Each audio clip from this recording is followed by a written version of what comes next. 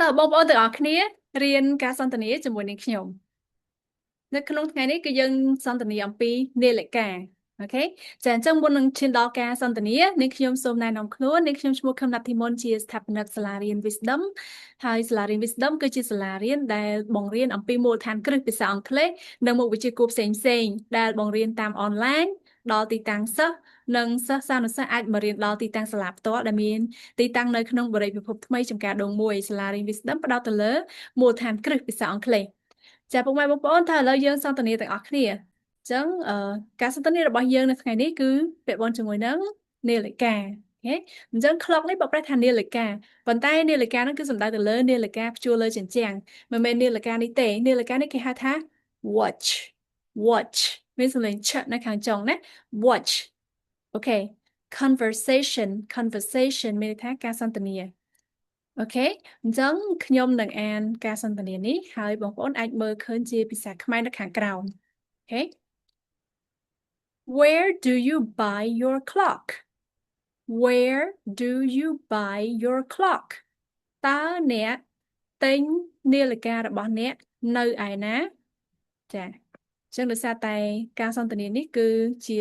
ការសន្ទនាកម្រិតមូលដ្ឋានគ្រឹះដូច្នេះក្នុងការប្រើប្រាស់កិរិយាសព្ទគឺខ្ញុំអត់បដូរទៅជាអតីតកាលទេចឹងការឆ្លើយ I buy it at Aeon Mall I buy it at Aeon Mall ខ្ញុំទិញនៅផ្សារទំនើប Aeon អូខេ How much is it How much is it ចឹង much គឺមានសំឡេងឆនៅខាងចុងពេលបងប្អូនឃើញ ch គឺសំឡេងឆ How much is it តើវាមានតម្លៃប៉ុន្មានចឹងយើងអាចដាក់មក It is $20 It is ឬក៏យើងអាចនិយាយកាត់យើងអាចនិយាយថា It's $20 អូខេ dollars វាមានតម្លៃ$20អូខេ What color is it What color is it តើវាមានពណ៌អ្វី It is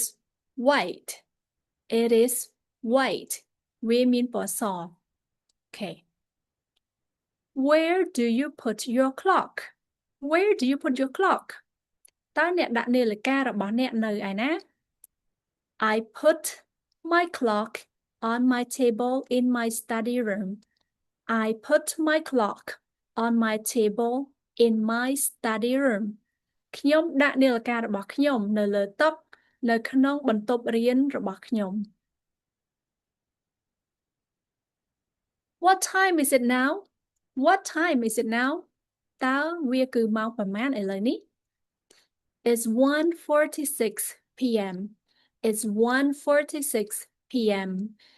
វាគឺម៉ោង1:46នាទីអញ្ចឹងបើសិនជាចាប់ពីម៉ោង12ថ្ងៃត្រង់រហូតដល់ម៉ោង11:59នាទីយប់គឺយើងប្រើអក្សរ PM អូខេ PM គឺយើងប្រើនៅពេលថ្ងៃហើយ AM គឺចាប់ពីម៉ោង12យប់រហូតដល់ម៉ោង11:59នាទីព្រឹកគឺយើងប្រើ AM វិញអូខេអញ្ចឹងកន្លែងនេះគឺយើងបង្ហាញអំពីពេលវេលាចា៎ចឹងពុកម៉ែបងប្អូននេះគឺជាការសន្ទនាខ្លីៗតាក់ទងជាមួយនឹងនាឡិកានៅក្នុងសាលារៀន Wisdom សាលារៀន Wisdom គឺបង្រៀនអំពីមូលដ្ឋានគ្រឹះហើយសិស្សានុសិស្សក៏មានពេលក្នុងការអនុវត្តនិយាយសន្ទនាជាភាសាអង់គ្លេសជាមួយនឹងលោកគ្រូអ្នកគ្រូដើម្បីពង្រឹងភាសាអង់គ្លេសពង្រឹងការសន្ទនាបានផងដែរបើសិនជាលោកអ្នកចង់ជួយឈ្មោះឲ្យកូនចូលរៀនជាមួយនឹងសាលារៀន Wisdom សូមតាក់ទងតាមលេខ Telegram ឬ comment ចូលនៅក្នុង comment box ដើម្បីឲ្យក្រុមការងារបានឆ្លើយតបនៅព័ត៌មានលម្អិតជូនសូមពុកម៉ែបងប្អូនជួយ like និង share វីដេអូមួយនេះហើយសូមជួយ follow page របស់អ្នកខ្ញុំម្នាក់មួយផងសូមអរគុណជួបគ្នាក្នុងវីដេអូក្រោយៗទៀត